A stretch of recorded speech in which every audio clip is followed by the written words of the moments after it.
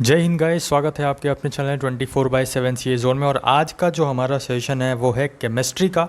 जो बीएससी का entrance exam होने वाला है और जिसमें जिसमें केमिस्ट्री आनी है, जो बीसीए वाले बच्चे हैं वो भी, उन सभी के लिए केमिस्ट्री के क्वेश्चंस इंपॉर्टेंट हैं। यहाँ पे टॉप मोस्ट 25 क्वेश्चंस आपको करवाने वाला हूँ। आपका जो पहला चैप्टर है some basic concepts of chemistry, inorganic chemistry का होगा। तो सारे क्वेश्चंस यहाँ पे आपको टॉप 25 देखने को मिलेंगे। आगे आने वाले दिनों में और भी अच्छा अगर आपका रिस्पांस आएगा तो हम और भी अच्छे से यहाँ पे और डिटेल में सारी क्लासेस करवाएंगे। बहरहाल आज की क्लास को स्टार्ट करते हैं।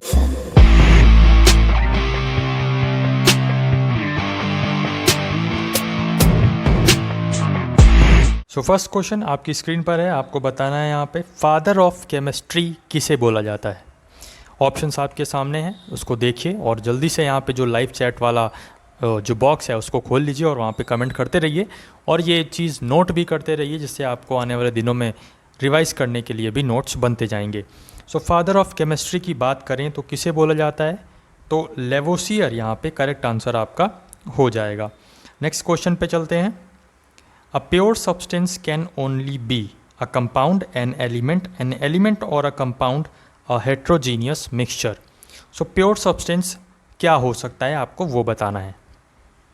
और ऐसी ही और क्लासेस अगर आपको चाहिए तो अगर आपका अच्छा रिस्पांस आएगा कमेंट करके ज़रूर बताइएगा, तो हम यहाँ पे पूरी केमिस्ट्री कवर करने की पूरी कोशिश करेंगे और आपको डे टू डे आपकी रेगुलर बेसिस पे भी क्लास आएंगी जैसे जैसे आपका एंट्रेंस एग्ज़ाम पास आता रहेगा। A pure substance can only be क्या हो सकता है। क्वेश्चन नंबर 2 का आपका जो करेक्ट आंसर हो जाएगा एन एलिमेंट और अ कंपाउंड। यहाँ पे बोथ आंसर हो जाएगा। नेक्स्ट क्वेश्चन पे चलते हैं और देखते हैं हमारा नेक्स्ट क्वेश्चन क्या है। अ pure substance which contains only one type of atoms is called. जो प्योर सब्सटेंस जिसमें सिर्फ एक टाइप ऑफ एटम होता है प्रेजेंट, उसको हम क्या बोलते हैं। An element, a compound, a solid या अ लिक्विड। एन एलिमेंट यहाँ पे आपका करेक्ट आंसर हो जाएगा। An element is a pure substance which contains only one type of atom. Moving on to the next question and देखते हैं हमारा अगला क्वेश्चन क्या है। Next question is on your screen. The most abundant metal of the earth crust is. यहाँ पे दो questions बनते हैं, the most abundant element and the most abundant metal. दोनों ही क्वेश्चन अब आपको यहाँ पे क्लियर हो जाएंगे। जब पूछे आपसे the most abundant metal of the earth crust, यहाँ पे आपको लगाना है एल्यूमिनियम। मेटल जब पूछेगा तब आपको अर्थ क्रस्ट का यहाँ पे एल्यूमिनियम लगाना है। और जब पूछेगा the most abundant element of the earth crust, मतलब यहाँ पे एलिमेंट जब पूछ रहा है, ठीक है, यहाँ पे मैं क्वेश्चन देख लूँ ज़रा एक बार। मेटल, हाँ ठीक है, मेटल था और यहाँ पे एलिमेंट है। जब आपसे पूछेगा the most abundant element of the earth crust, वहाँ पे आपको क्या लगाना है, ऑक्सीजन। ठीक है, ये दो क्वेश्चंस आप ध्यान रखिएगा। नेक्स्ट क्वेश्चन पे चलते हैं। क्वेश्चन नंबर 6 आपके सामने है। ग्रीन केमिस्ट्री, इसको मैं थोड़ा छोटा कर देता हूँ ताकि आपके सामने ऑप्शंस क्लियर हो जाएं। Green chemistry means such reactions which are related to study of the reactions in plants, are related to the study of reactions in chemicals, are related to the study of the virus in plants, या are related to the study of reactions। Options आपके सामने, आपको बताना है कि green chemistry से हमारा क्या मतलब है। ऑब्वियसली ग्रीन केमिस्ट्री से हमारा मतलब है कि the study of the reactions in plants. ठीक है, green chemistry is related to the study of reactions in plants. Option number A आपका करेक्ट आंसर हो जाएगा। नेक्स्ट यहाँ पे क्वेश्चन पे चलते हैं। तो आपके सामने है, आपको बताना है which of the following is not an element. Easy question होगा आपके लिए। यहाँ पे आपको बताना है कौन सा इसमें एलिमेंट नहीं है। ऑप्शंस आपके सामने हैं, diamond, ozone, silica and graphite. तो सिलिका यहाँ पे आपका करेक्ट आंसर हो जाएगा। Silica is not an element here. Option number C correct answer आपका हो जाएगा। क्वेश्चन नंबर 8 आपके सामने है। Scientist who have stated that matter can be converted into energy. ये चीज़ किसने कही थी कि matter can be converted into energy, matter को एनर्जी में कन्वर्ट किया जा सकता है। Einstein is the right answer. Question number 8 के लिए यहाँ पे आइंस्टीन ने बोला था कि matter can be converted into energy. Next question पे चलते हैं। तो the MKS system was first given by. किसने दिया था सबसे पहले एमकेएस सिस्टम को? आइंस्टीन, लेवोसियर, गिरोगी या फिर डाल्टन? सो यहाँ पे ऑप्शन नंबर सी आपका करेक्ट आंसर हो जाएगा। गिरोगी जो है उन्होंने एमकेएस सिस्टम को सबसे पहले दिया था। ऑप्शन नंबर सी करेक्ट हो जाएगा। नेक्स्ट क्वेश्चन है, the nuclear cross section is measured in बार्न।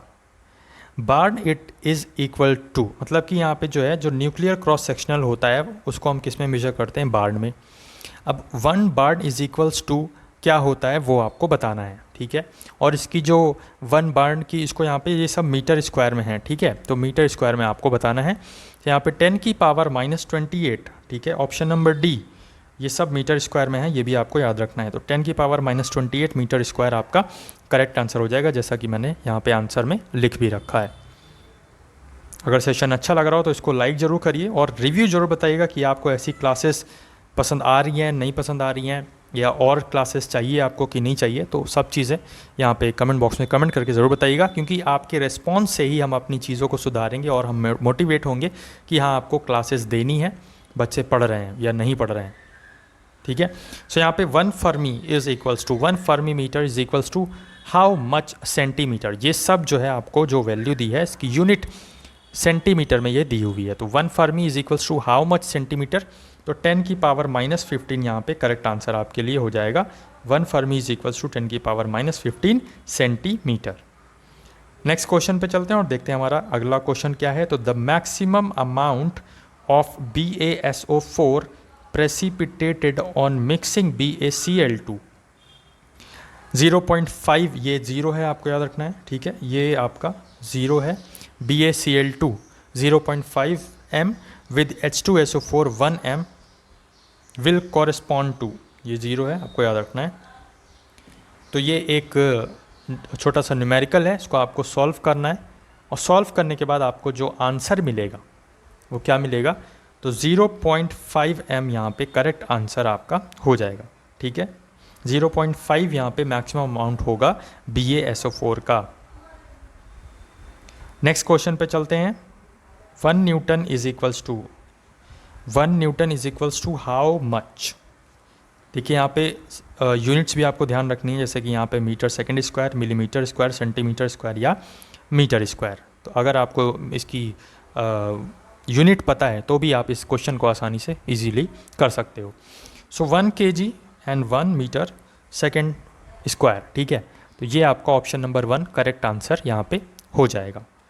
नेक्स्ट क्वेश्चन पे चलते हैं और देखते हैं हमारा अगला क्वेश्चन क्या है। सो यहाँ पे आप देख सकते हो, the law of multiple proportions is illustrated bye a pair of compounds. तो यहाँ पे किस पेयर ऑफ कंपाउंड से आपको लगता है कि जो लॉ ऑफ मल्टीपल प्रोपोर्शन है वो यहाँ पे शो हो रहा है? तो अब ऑप्शन नंबर बी और आपके ऑप्शन नंबर सी तो यहाँ पे कट ही गए, क्योंकि ये दोनों पेयर में ऑलरेडी है ही नहीं। तो यहाँ पे देखिए, अब आपको ऑप्शन नंबर ए और ऑप्शन बी में बताना है। सो option number A, sulphur dioxide and sulphur trioxide, यहाँ पे एक ऐसा पेयर है जो मल्टीपल प्रोपोर्शन में यहाँ पे आपको दिखाया जा रहा है। नेक्स्ट क्वेश्चन, क्वेश्चन नंबर 15 आपकी स्क्रीन पर है। आपको बताना है कि a chemical equation is balanced according to the law of. जो केमिकल इक्वेशन होती है उसको हम किस लॉ के बेसिस पे बैलेंस्ड करते हैं? तो यहाँ पे conservation of mass is the correct answer. Conservation, mass का कंजर्वेशन करके हम जो है जो इक्वेशन होती है उसको हम बैलेंस करने की कोशिश करते हैं। तो law of conservation of mass. Next यहाँ पे आपको देखना है और बताना है, vapour density of gas is 22, what is it's molecular mass. Molecular mass आपको फाइंड करना है। सो पेन कॉपी आप लेके बैठे ही होंगे, मैंने आपको पहले ही बोला था। इस क्वेश्चन को सॉल्व करिए, वीडियो को पॉज कर दीजिए और सॉल्व करिए, फिर देखिए कि इसका आंसर क्या आ रहा है। और अगर सही नहीं आ रहा है तो आप एक बार फिर से जो आपके नोट्स हैं 12th के उसको रिवीजन कर लीजिए, जिससे आपको पता चल जाएगा कि मॉलिक्यूलर मास जो है वो कैसे निकालते हैं। सो आई होप सो वो चीज़ें आपने करी होंगी। अब यहाँ पे आपको आंसर बता देता हूँ। तो option number second 44 is the correct answer यहाँ पे आपका हो जाएगा। Molecular mass is 44 here. Next question देखते हैं। 1 AMU is equals to 1 AMU के जो वैल्यू होती है वो आपको बताना है। तो 1.00758 ग्राम, 6.02 × 10⁻³ ग्राम, 0.549 ग्राम या फिर 0.423123 ग्राम। तो 1 AMU इज इक्वल्स टू आपका होता है 6.02 इंटू 10 की पावर -23 ग्राम। 6.02 इंटू 10 की पावर -23 ग्राम याद रखना है आपको। 1 AMU इज इक्वल्स टू आपकी ऑप्शन नंबर बी यहाँ पे करेक्ट आंसर हो जाएगा। Which pairs of the following is set to be isomorphous. अब ये क्वेश्चन करने के लिए आपको पता होना चाहिए कि आइसोमोफोरस होते क्या हैं। आइसोमोफोरस क्या होते हैं ये आप लोग गूगल करिए और फिर वहाँ पे कमेंट करके हमको बताइएगा। आपसे जानना है हमें कि व्हाट इज़ आइसोमोफोरस। ओके, आपको भी पता चल जाएगा। तो यहाँ पे देखिए, इसमें बता दूँ आपको ऑप्शन नंबर वन आपका वाइट विट्रियोल एंड एस्पॉन्स सॉल्ट जो है करेक्ट आंसर हो जाएगा। और यहाँ पे साथ ही साथ आपको बताना है कि ब्लू विट्रियोल का जो कॉमन नेम अगर हम देखें तो क्या होता है। ब्लू विट्रियोल का केमिकल नेम यहाँ पे अगर देखें तो क्या हो जाता है। नेक्स्ट यहाँ पे देखते हैं, आने वाले सेशन में आपको एक फॉर्मूले का भी सेशन रहेगा जिसमें आपको केमिकल नेम और कॉमन नेम क्या होता है उसमें वो बस और फॉर्मूला क्या होता है वो सब चीज़ें भी आपको एक सेशन पूरा डेडिकेटेड सेशन उसके लिए लेकर आएंगे। क्वेश्चन नंबर 19 आपकी स्क्रीन पर है। 1.0 मोल ऑफ CO2 कंटेन्स।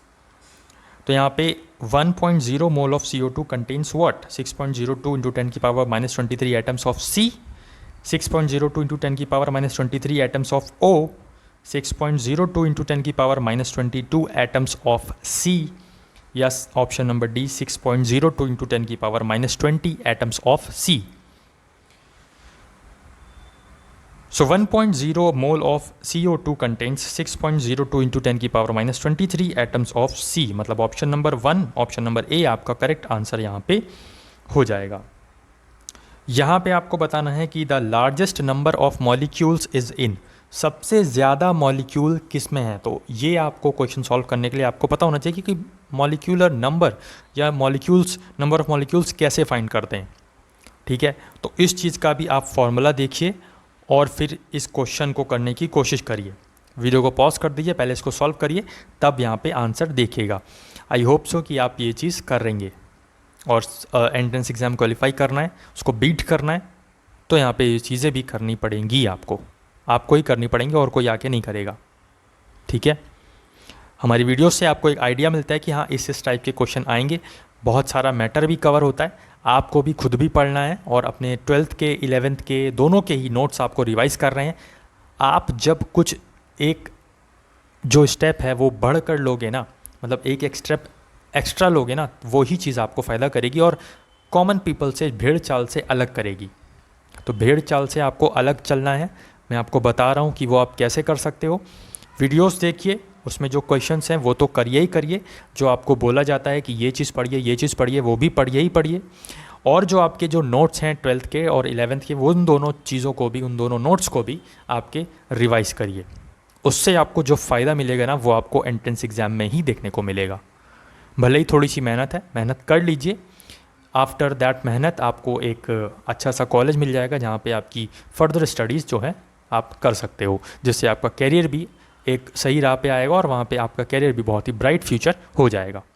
ठीक है, so back to our question. यहाँ पे आई होप सो कि आपने ये क्वेश्चन को सॉल्व किया होगा। तो इसका करेक्ट आंसर जो हो जाएगा वो हो जाएगा 36 ग्राम ऑफ H2O में यहाँ पे आपका सबसे ज़्यादा लार्जेस्ट नंबर ऑफ मॉलिक्यूल्स हैं इन दिस ऑप्शंस। अगर इन ऑप्शंस जो ऑप्शंस दिए हुए हैं आपके CO, C2, H5OH, H2O या फिर N2O5, तो इसमें से जो 36 ग्राम ऑफ H2O है, इसमें आपका सबसे लार्जेस्ट नंबर ऑफ मॉलिक्यूल्स आपको देखने को मिलते हैं। नेक्स्ट यहाँ पे चलते हैं और देखते हैं हमारा अगला क्वेश्चन क्या है। तो question number 21, important point of Dalton's atomic theory. ये तो मतलब आप सभी लोग कर लोगे, आई होप सो आप लोग यहाँ पे कमेंट में कमेंट कर रहे हो। मैं अभी यहाँ पे देखूंगा नहीं यार, किसी का नाम भी नहीं ले पाऊंगा क्योंकि मेरे को क्वेश्चंस करवाने, मेन मुद्दा आपका यही है।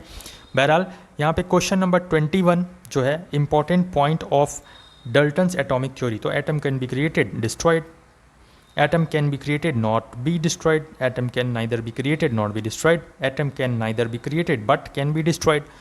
तो बहुत ही सिंपल सा मतलब इसका आंसर है कि एटम को ना ही क्रिएट किया जा सकता है और ना ही डिस्ट्रॉय किया जा सकता है। तो ऑप्शन नंबर सी आपका करेक्ट आंसर हो जाएगा डाल्टन्स एटॉमिक थ्योरी से। नेक्स्ट क्वेश्चन पे चलते हैं, the mass of an carbon atom. तो कार्बन एटम का यहाँ पे मास आपको निकालना है। तो आपको इसको रट लेना चाहिए। तो कार्बन एटम का जो मास होता है वो आपका होता है ऑप्शन नंबर बी 1.99 इंटू 10⁻⁻23 ग्राम। नेक्स्ट क्वेश्चन पे चलते हैं। तो एक यहाँ पे न्यूमेरिकल आपके सामने है, इसको आपको सॉल्व करना है। अब देखिए यहाँ पे फाइंड क्या करना है, तो इस तरीके के क्वेश्चंस भी आपको लगाने हैं। 4.6 इंटू 10⁻22 रहेगा ये, ठीक है, यहाँ पे इसकी पावर में रहेगा ये, आपको याद रखना है 10⁻22 है, यहाँ पे नहीं है, ऊपर में है, ठीक है। 10⁻22 atoms of an element weight 13.8 gram, the atomic mass of the element is. तो atomic mass of the element यहाँ पे आपका आंसर जो हो जाएगा 180, यहाँ पे करेक्ट आंसर हो जाएगा। तो एटॉमिक मास कैसे निकालते हैं ये भी आप ज़रूर देखिएगा। नेक्स्ट यहाँ पे अगेन एक छोटा सा न्यूमेरिकल है, नंबर ऑफ मोल्स आपको निकालने हैं। Number of moles of H2 in 0.224 litres of hydrogen at NTP। NTP का फुल फॉर्म क्या होता है कमेंट करके जल्दी से आप लोग बताइएगा वीडियो पूरी देखने के बाद। सो यहाँ पे ऑप्शन नंबर जो आपका सी है ये करेक्ट आंसर हो जाएगा। 0.01 यहाँ पे नंबर ऑफ मोल्स आपको देखने को मिलते हैं H2 में in 0.224 litre of hydrogen at NTP, ठीक है। क्वेश्चन नंबर 25 लास्ट क्वेश्चन है। So the prefix of 10⁻18 is, तो एक्सा, हेक्टो, ऑक्टा या septa. Septa is related to 7, octa is related to 8, similarly hecto is related to 16 almost यहाँ पे, and exa is related to 10⁻18। So option number A आपका correct answer हो जाएगा। Session कैसा लगा comment करके ज़रूर बताइएगा, और आपको जो क्वेश्चंस हमने पूछे हैं वो भी कमेंट करके ज़रूर बताइएगा। अगर सेशन अच्छा लगा हो तो लाइक कर दीजिए, और यहाँ पे चैनल पे अगर आप नहीं तो चैनल को सब्सक्राइब कर सकते हैं, प्लस बेल बटन दबा सकते हैं, जिससे आने वाले दिनों में सभी लेटेस्ट वीडियोज़ और क्लासेस का नोटिफिकेशन आपको मिलता रहेगा। बाकी तैयारी करते रहिए। All the very best. जय हिंद, जय भारत।